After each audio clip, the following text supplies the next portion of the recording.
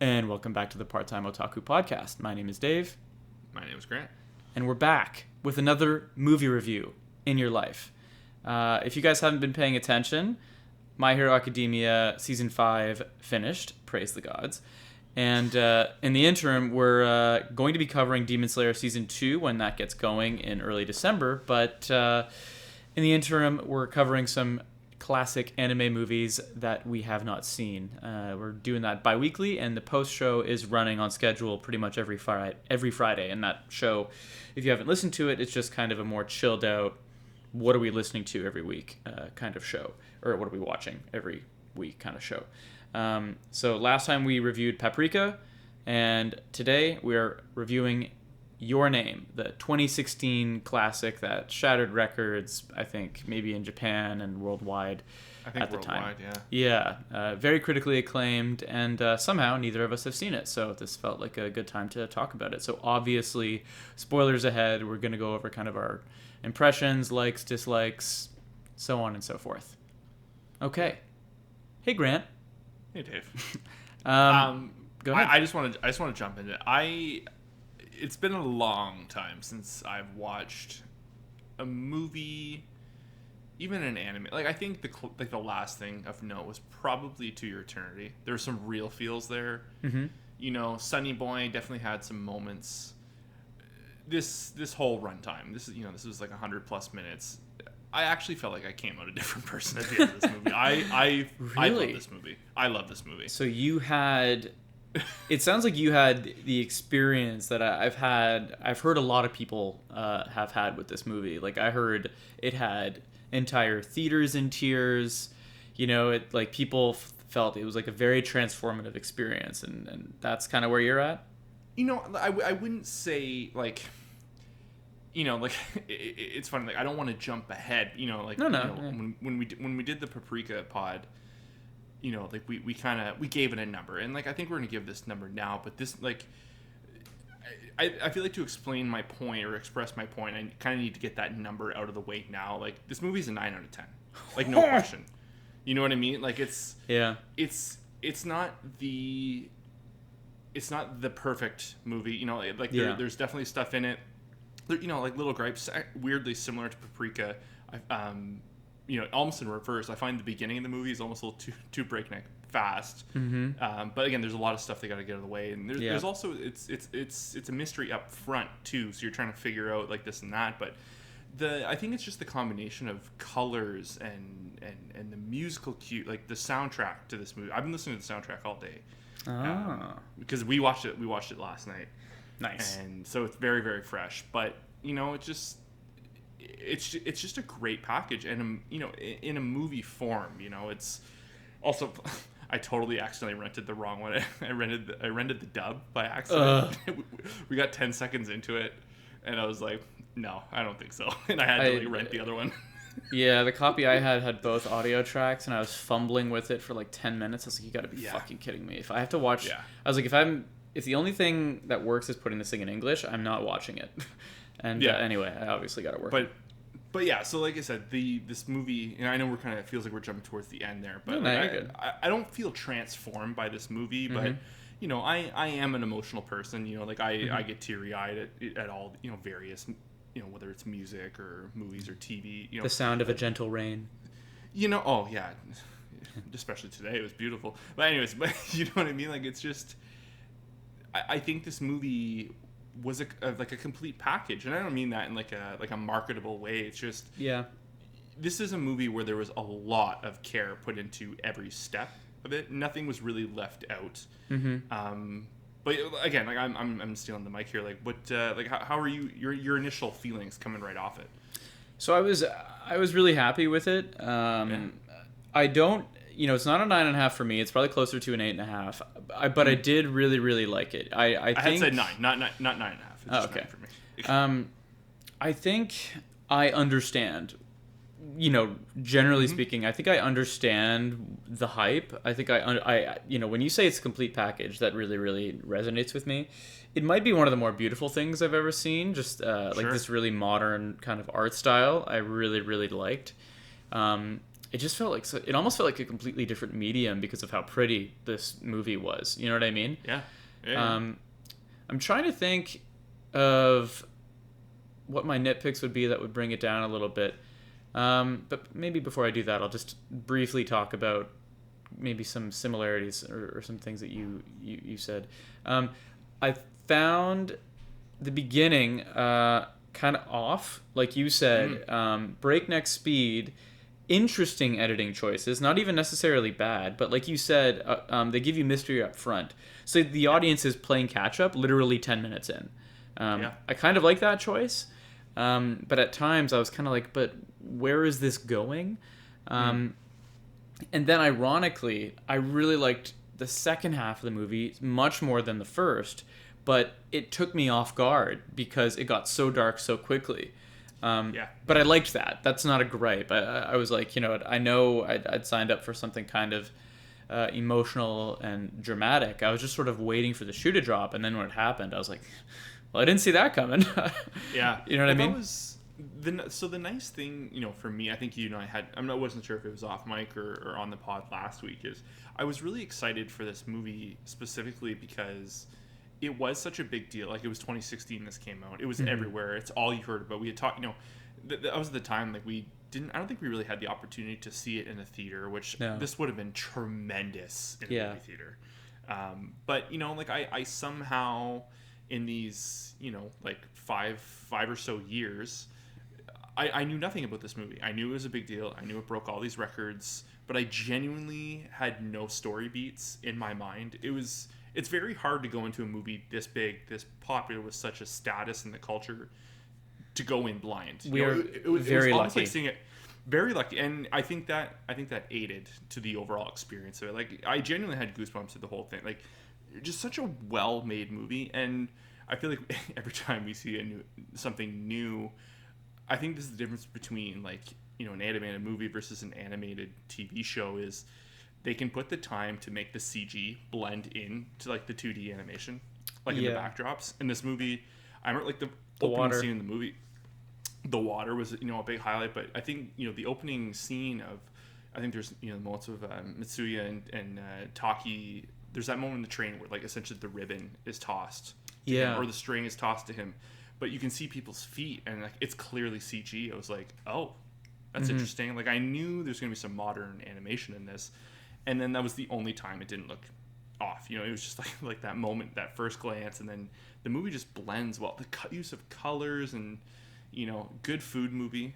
The food looks great in this movie. Like, good backgrounds. Like, also too, like, just so, like, naturally written high school characters. Yeah, it's really hard to do. We see shows, TV, movies, live action, anime, otherwise. Everyone, often, not everyone, but it's a very frequent struggle just trying to capture just being a teenager. Being kind of hip with the times. Like, even that phrase is so disconnected. You get, like, a lot of corporate people being, oh no, this is what kids are like.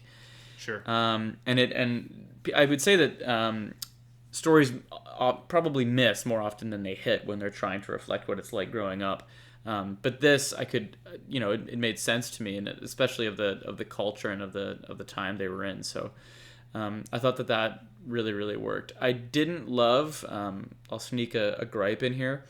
And I'm sure you probably saw this coming. I didn't like. At first, I was like, "Come on, give me a break." With, like, the whole every time self-groping. Taki wakes up, but I get it. Like, they made a choice with that bit, and they stuck to it. And by the end, they almost won me over with it. I was like, okay, fair enough. That is probably what a teenage boy would do. And the recurring gag of that, and then followed up by the younger sister, like, being at the door every morning. I thought that was, like, and like, let's just, okay, so, like, gripe. I agree. Like, I agree that, like, by the end, it's a weird thing to say, but it does kind of win you over. But they do kind of fair play it. Like, Mitsuya does, like, I think there's only one scene in the whole movie, but she does the same thing going forward, like, when she's in his body for the first time. They kind of make it slightly even killed, barely, but they attempt it. But, like, this movie, like I really like, I love it, but there's so many weird things about this movie that I almost forgot it was a movie. Like this, it straight up had an OP like 20 minutes into the movie. Yeah, it was really good And OP too. I was like, has this ever been done? You know, like, Very was different. I was caught off guard, and I was like, what? Like, it was completely caught off guard, but I enjoyed it. You know, again, the music is tremendous, but some of the best montages I've seen in a movie. Like Dude, when they set the rule, that's probably my favorite part of them. One of my favorite parts of them that sticks out to me is when they're both aware of each other, and there's the montage of them setting the ground rules and like kind of goofing on each other and living each other's lives. Yeah, it's one of the most heartfelt moments in the movie, and it's meant to make you feel like that. It's setting you up for the, you know, for the sadness later, but just really, really well done. And again, musical cues are out of the park. Like, steadily the music is really good. I totally agree about the montage, and I also made note that the time-lapse scenes, and there's a lot of time-lapse scenes, that it kind of reminded me in a weird way of Breaking Bad, like the meth cooking scenes. Oh, okay. Where have you seen Breaking Bad? Absolutely. Yeah, okay. You never know. But yeah, like, you know, and for the listener, like, they have all these cool little time passing, like, vignettes they do in Breaking Bad and in this movie of, like, just showing you a time lapse of the sky and all the clouds moving, and then they'll cut and they'll just show you everything kind of in fast forward. You know, but I haven't seen a ton of that in anime, and it was really, really cool. And they use that technique quite a bit throughout the movie. I dig that. And then I don't know if one of us said this already, but the landscape shots. Yeah. It was all. Yeah. It was all about, you know, a bit like a major theme of the movie is about the contrast between, you know, the city and the countryside, and, you know, they really made a point of showing the pros and cons of each, like, through each other's eyes. Yeah. When I think when Taki first really sees. It's Inamori, I think, is the region she's from, or her town. Yeah. You know, when he's on that hike, I think when it kind of sets in like the third act of the movie where he kind of kicks back into his body and he's like stuck there for an extended period of time. Yeah. And he's looking out on the lake, you know, Lake Inamori. We'll just call it Lake Inamori. Yep. And, you know, it's just the emotion, and, like, you know, this has been, again, a theme of the shows we've been watching over the past little while, like the eyes, you know, just like him, like, I feel like seeing for the first time, like, they really hit that home. And again, the characters themselves, like we've said, they're so well written, they're so well voice acted, like, they genuinely feel like the faces matches the body in a really weird way. Yeah. You know, it's just like that's that character. Like, I just buy it. You know what I mean? Yeah. The voiceover work, especially like the main two characters, Misaha and Taki, really, really well done. I think I liked her performance even slightly better, but they were both really top notch. Yes.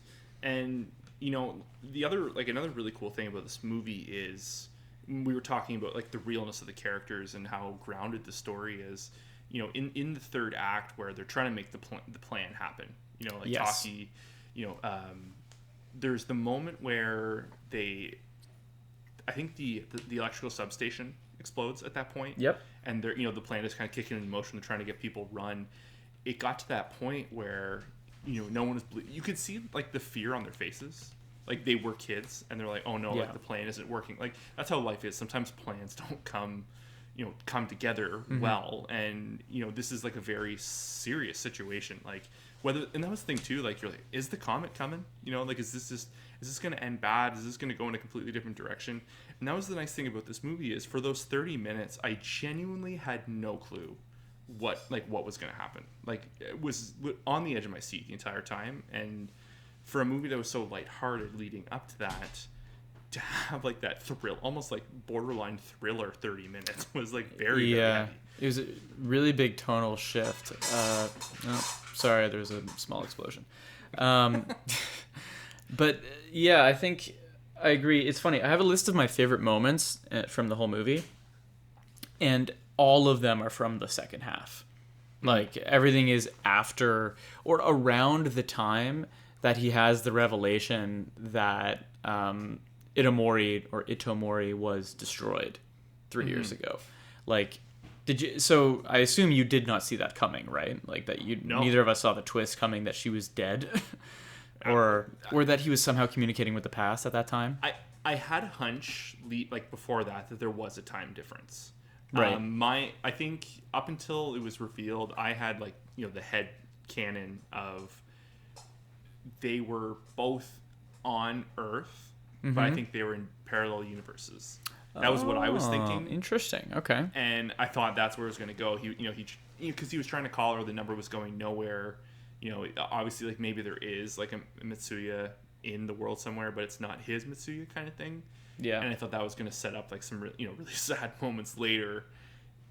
Again, that's just what I was thinking at the moment. But then when obviously when they revealed that she was dead, I was like, oh my god, like this movie, it was like a straight punch. It was just, it wasn't over the top. It was just perfectly landed on us. I think they got me again when he found her name in the Book of Casualties. Because he goes back and it's like, wait, so she is gone. But then the braid's on his wrist. This part was they really got me with this whole thing. It was almost Inception and / Paprika reminiscent of the way they kept forgetting one another. Dreams, right? Exact. That might be my most favorite part of the movie, especially towards the end there, where it's one of the best scenes in the whole movie where they there's this word they use for it's like kind of like it's Twilight, I think, or between Twilight and something else.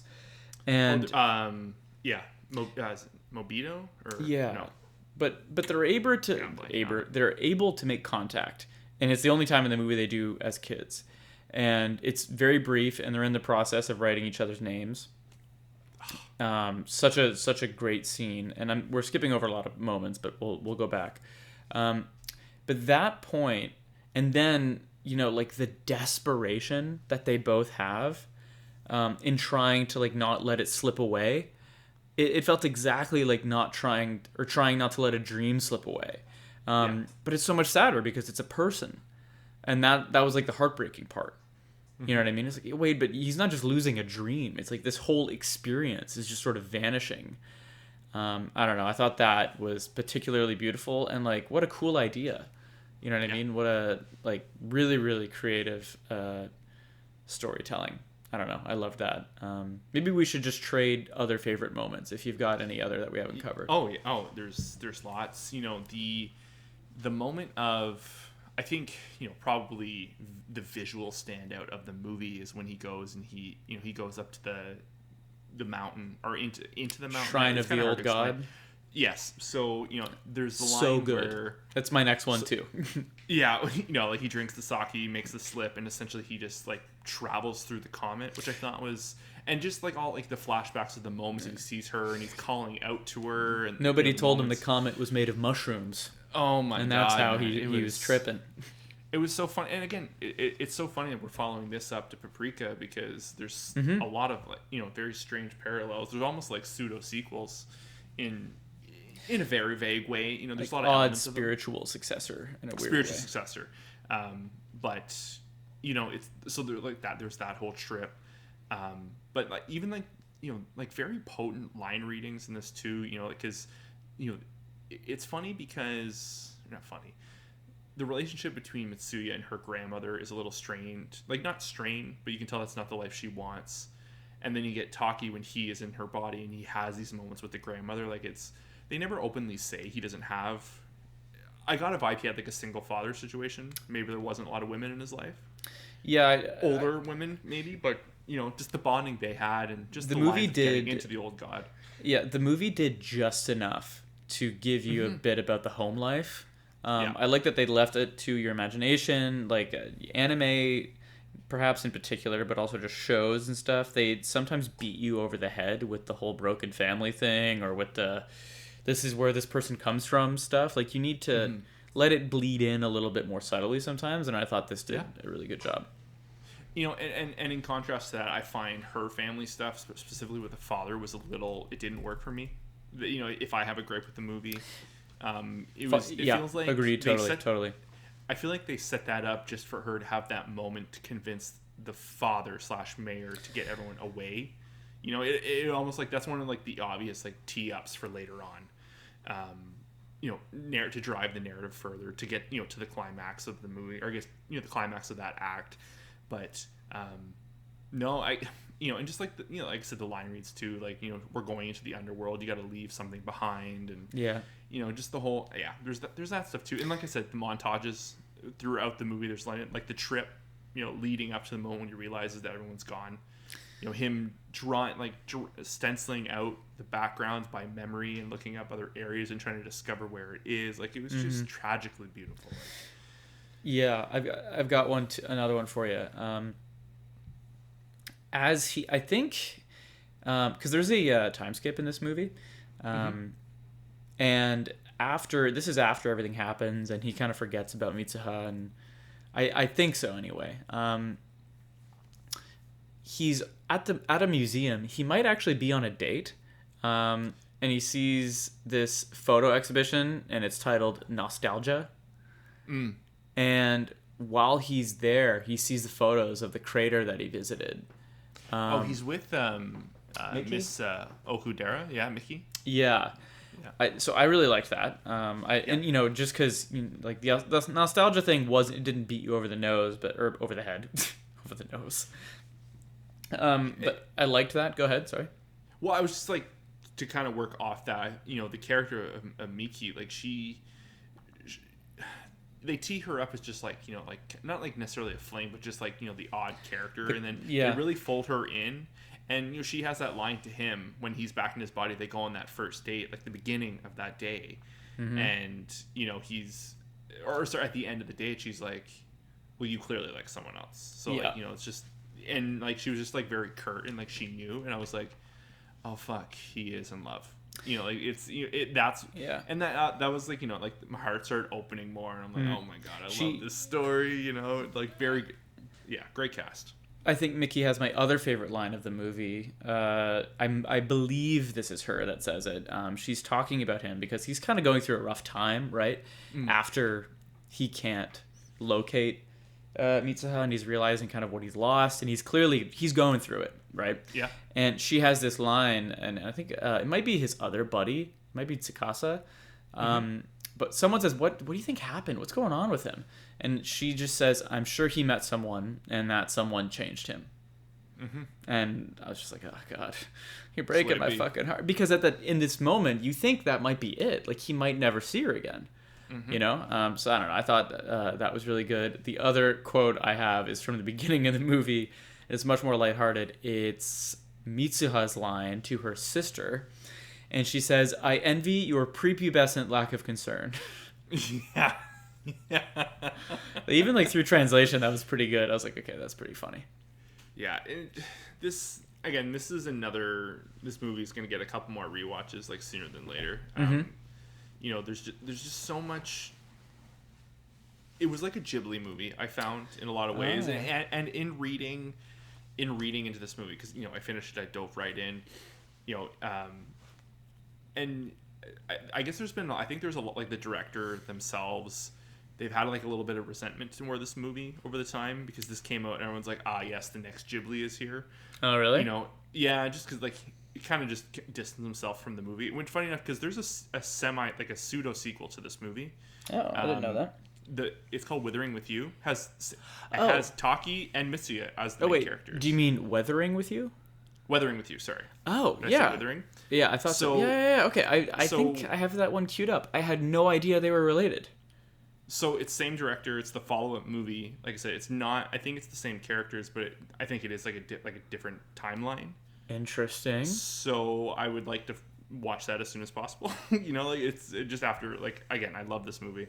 Man, I have that on my list of things to watch, like, just because I've heard it's good. I had no idea it was related in any way. That's so interesting. So it's, there's a bigger world to this, and I feel like I just need to get more of it. But, again, to the point of the comparison of like the Ghibli movies, is there's so much set dressing and backgrounds, and it's the visual storytelling. Yes, and I agree. That's just the power of anime, right? Like, they make these rich and full world, like when immersive Taki, world building. When Taki woke up, and when the first time we see like his life Tokyo, in his bedroom, yeah. like his bedroom, like you get that wide shot of, you know, his like wake up view of what he first sees in the morning when he like sits up. Yeah, it's human. Like, it's lived in, right? Yeah. I was like, I've been in a bedroom like that, you know, like that is a teenage boy's bedroom. Food all over the place. Man, so many times this movie just draws you in, you know. Yeah, man, I wasn't. That's how you know it's good a lot of the times. Like, I read about Once Upon a Time in Hollywood and the amount of absurd work that they put in just in both extras and set building, just to try and make the world feel like the period that it was set in. And, you know, the Harry Potter franchise is really famous for that. Like, if there's a scene of a shop through a window, they make sure that like anything that could possibly be in camera has to be you know, appropriately set up so that it would technically pass like a sanity check for the world that you're supposedly in. And I think a lot of the time when those things are done well, you don't notice them whatsoever, right? You're just your brain just accepts it. You're like, oh yeah, of course, that makes sense. In anime, it's obviously a little bit different, but I totally agree. And that's why I didn't notice it, because I think it was done so well. Tokyo in particular, like the city, and just like all the walking around, bumping into strangers, all that shit, the subway, that was all like a very, very human experience. I thought they pulled that shit off really well.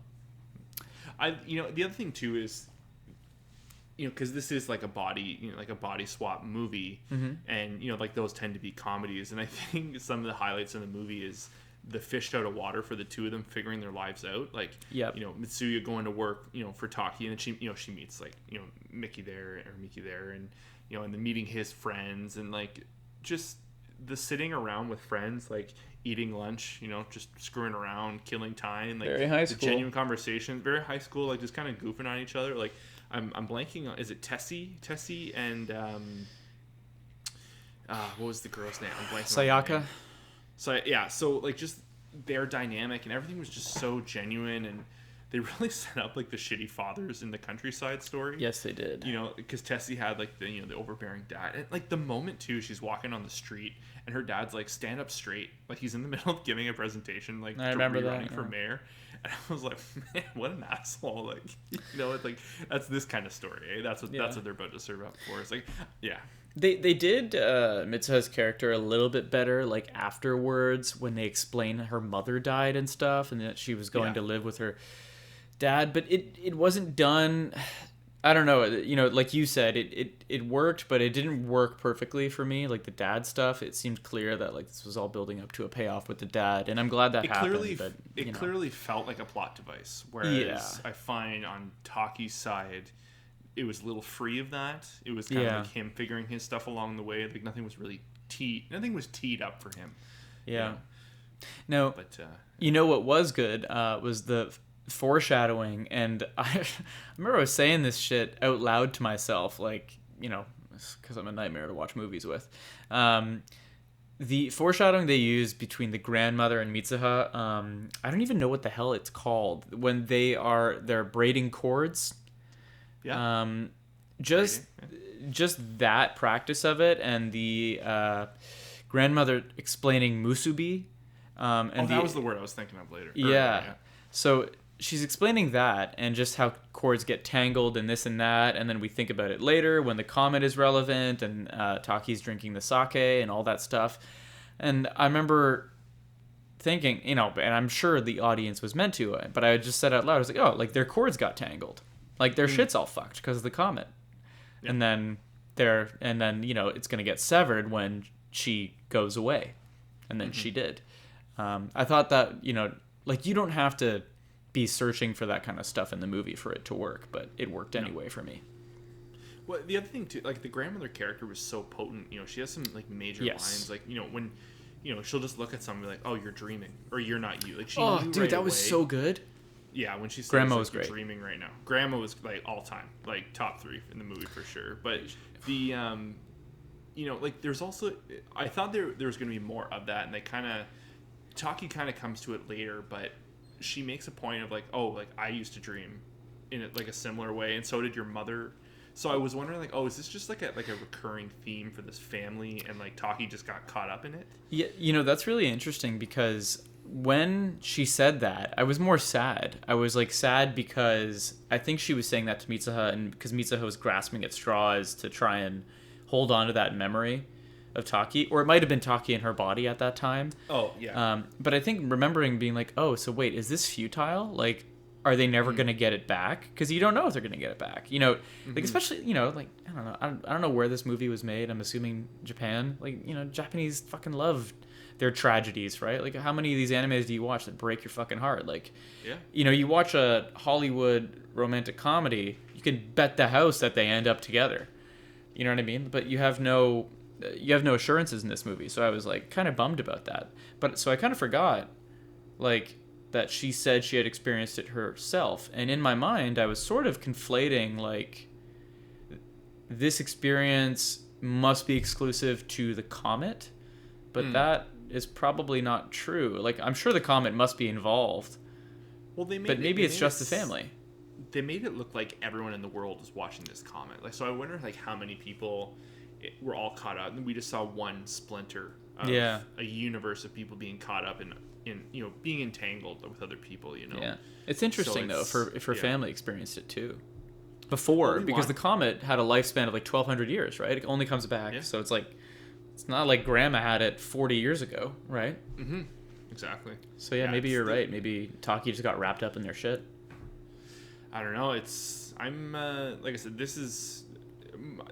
I will do a rewatch of this sooner than I do Paprika for sure. Like, this is probably in the coming weeks. This was, you know, and like I said, I'm not, you know, I sound really up on it, but like this movie is stunning. Like, I'm getting more up on it the more we talk about it. Yeah, it's beautiful, and then also too that like there is this pseudo, like, this Weathering with You movie as like a, you know, like I said, whether there's any direct follow up, I want more of these characters. You know, I want to, like, I'm curious to see if they are, like, you know, Taki and Mitsuya again themselves, but just in a different situation. Like, if their characters are the same way, they have the same ideals and the same beliefs. And also, like, I never knew he was an artist. Like, they just kind of threw that out of nowhere, that they were both creative people. Yeah, I remember that.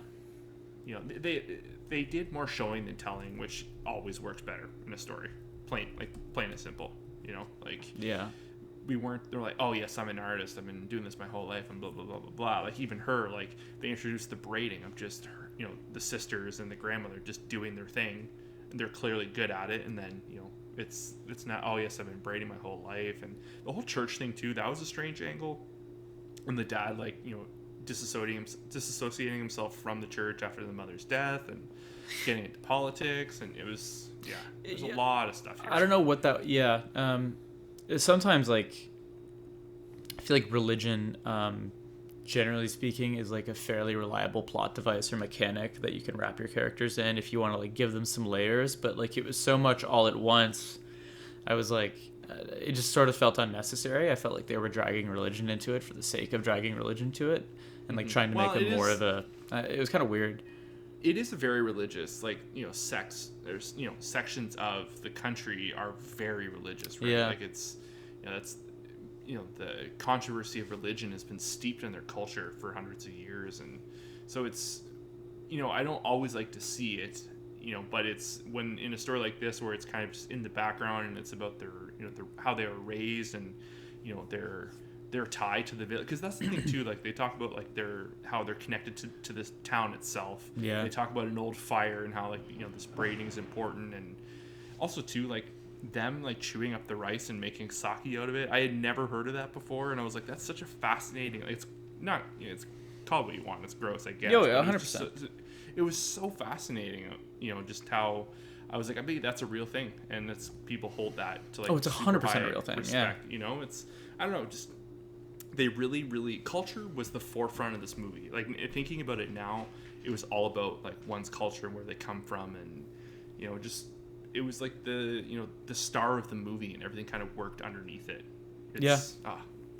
I agree. I think we're both, you know, pretty close to the same page on it. I think my last gripe, and I don't even know if I agree with it anymore, but I remember the ending, and I remember knowing, like, okay, we're going to have a climax where we rush, and we try to figure out if we can stop this from happening, or if we can minimize the casualties, and then maybe we're gonna end up together.